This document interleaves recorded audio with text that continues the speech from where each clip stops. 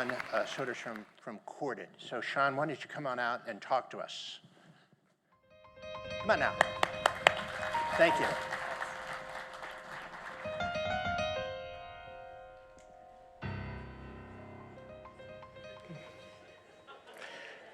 I've got some good music. Good morning, everyone. Let me start by saying thank you to Mark and Brian for having me here. This is my first Signal conference, and really liking it so far. I will say that I am uniquely unqualified to talk to this group about branding and advertising, so I'm not going to do that. I run a company called Corded, and we help a lot of brokerages with recruitment, retention, and research. So we're going to talk a little bit about market data. So how do we report on the market, and specifically the agent-consumer interaction and how that needs to evolve, and what we as brokerage leaders might want to think about doing to better facilitate that interaction. So I want to start with a simple question. If a motivated buyer, instead of having drinks with us last night, they decided to go on Zillow, on Redfin, on Reddit, Substack, and then maybe even type into ChatGPT what's going on in the Denver housing market. How confident are we that they need us? Not want us, not used to working with us, because that's what they've already done and always done, but that they really, really need us.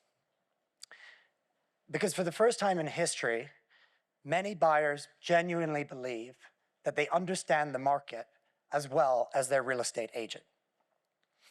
And here's the uncomfortable truth. Sometimes they might be right. Not because agents lack intelligence or work ethic, but because the way that we communicate about the market and market insight hasn't kept up with the way that consumers access information today. So I had a conversation with Lauren Haynes. She's here somewhere, a fantastic brokerage marketing leader. And she described this moment as a shift into the trust economy. So this is a world in where authority is no longer assumed because you're the agent. It has to be earned. And that shift changes everything. So for decades, real estate had a structural advantage. Agents controlled access to information. If you wanted to know what homes were available, what they were worth, what the market looked like, you had to talk to an agent. At some point, you even had to walk into a brokerage office. And that advantage is gone. So consumers now walk into conversations with listings pulled up, comps reviewed, neighborhoods compared, and increasingly their own analysis already formed. Which leads to a much harder question for all of us. If consumers already have access to information, what exactly is the job of the agent now? Let's start with how we market today. At the top of the funnel, most brokerages rely on the same familiar tool, the market report. You've all seen them, you all make them, I've made them. Median sales price, days on market, close to list price ratio, year-over-year change. Kind of like saying what's the average weather in the United States right now, right? And so these are 5 stats that summarize the market.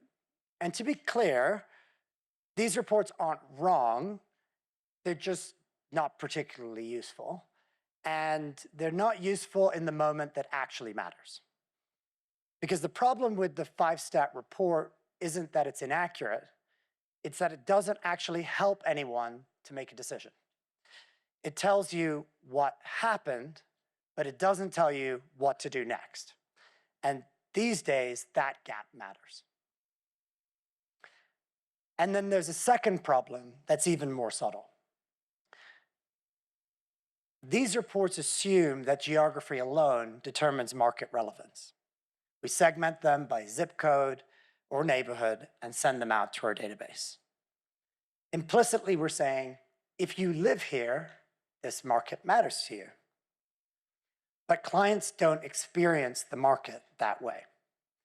A buyer might be deciding between 3 neighborhoods. A homeowner might care about the value of homes in a specific price band.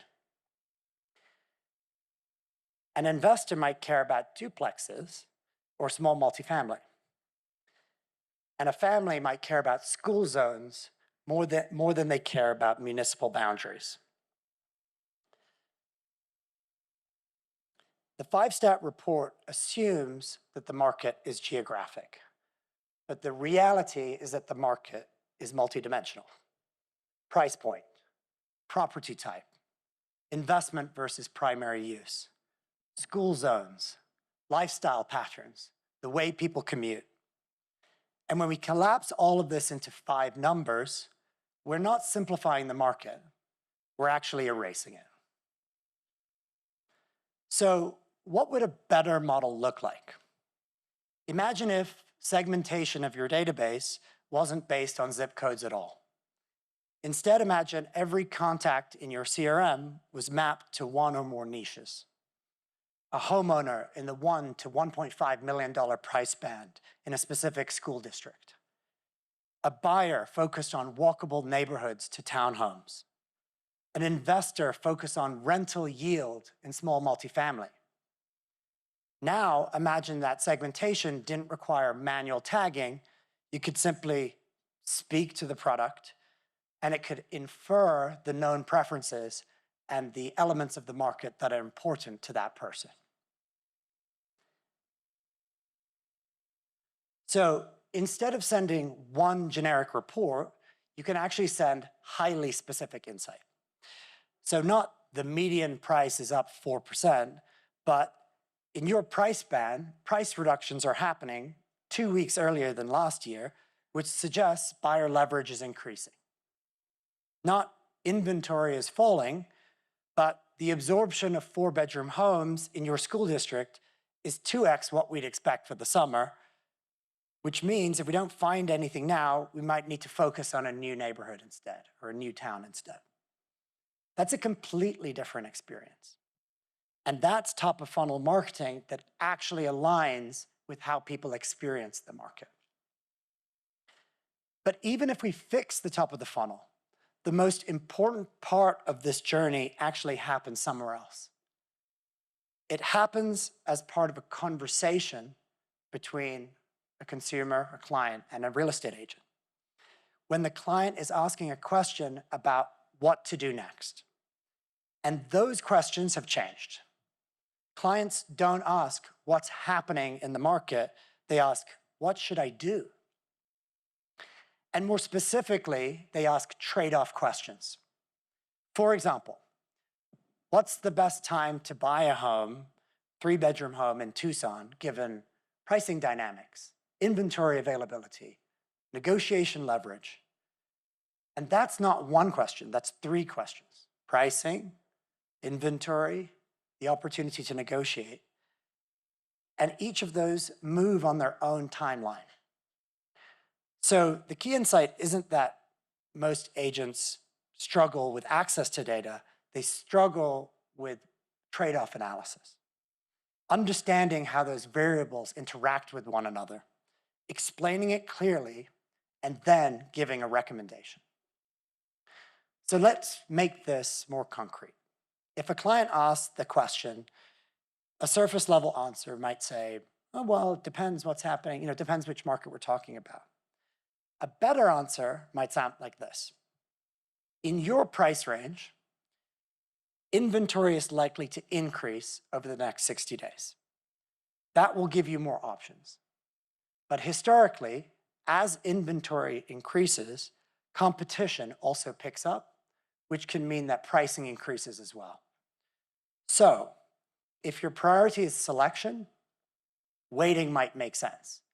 But if your priority is price discipline, then you might want to act now. That's not data, that's judgment, and that's strategy. And clients are asking more questions like this. They ask, are price reductions happening earlier this year? Is inventory rising because of new homes coming to market or because listings are sitting on the market for longer? Are multiple offers concentrated in a specific price band? Are buyers coming from inside of the market or are they coming from outside? Is the luxury market diverging from the median? These are not simple questions. These are analytical questions that even ChatGPT struggles to answer accurately. And here's the uncomfortable truth.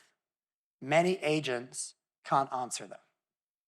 Not because they're not capable, it's because the systems that we have designed have not enabled them to do so. And this is where we need to be honest about something. The problem in this industry is not just a lack of data, it's behavior. Many brokerages, us in the room, already provide these insights today, right? We have tools, we have dashboards, we have spreadsheets. But many agents don't open them, they don't study them, and they certainly don't internalize them. So the real challenge is not just generating the insight, it's then making those insights usable and accessible in the moment where the agent actually needs it with the consumer, with their client. And this, excitingly, is where technology is starting to change the equation. Historically, answering these questions required hours of work. Unfortunately, typically in front of a computer, right? Pulling MLS data, analyzing spreadsheets, studying comps. But that's not scalable. But now, with MLS-powered AI and structured data, something new becomes possible. And instead of describing it, I'll show you an example. So we did this in a very short amount of time on our side. But I think there are a lot of MLSs that can do this, technology companies that can do this. So imagine you're sitting with the client, and instead of guessing, you can ask, what's the right time of year to buy in Dallas, given pricing dynamics, inventory availability, opportunity to negotiate? And within seconds, you get answers. Not from scraped data, but from structured MLS data, right? A lot of what's available in these LLMs and in other places is not directly coming from the MLSs, and they will often give you confident answers that you cannot rely on. So thinking about the right way to do this is really important. So in that example, that technology is not replacing the agent. It's changing what the agent is doing. So AI can surface the pattern, again, built off of MLS data. The agent provides the judgment, the recommendation, and the strategy. And this is where the real shift happens, because the job is no longer to just provide information. The job is to help clients make decisions. Which brings us to the biggest change of all. The shift from transactional to strategic. Historically, real estate has been transactional. Find the home, write the offer, close the deal. But in a trust economy, that's not enough. The agents who win are the ones who are going to act like advisors. And sometimes that actually means saying something really difficult. Sometimes it means saying, you should wait. You should look in a different neighborhood.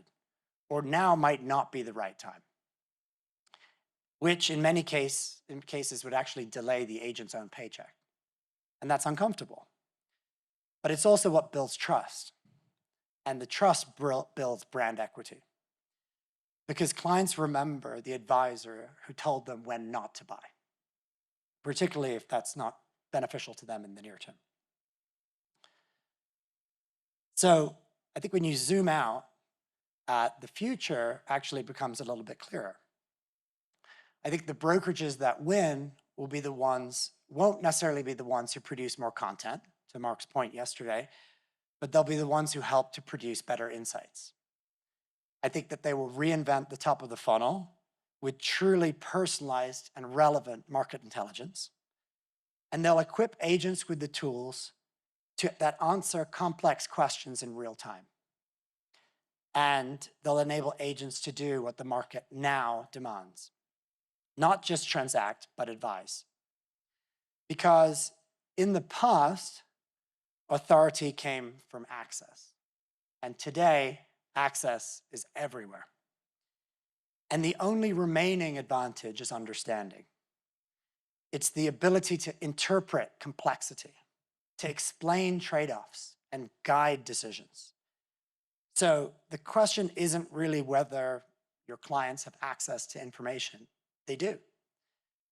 The question is whether they need you to make sense of it.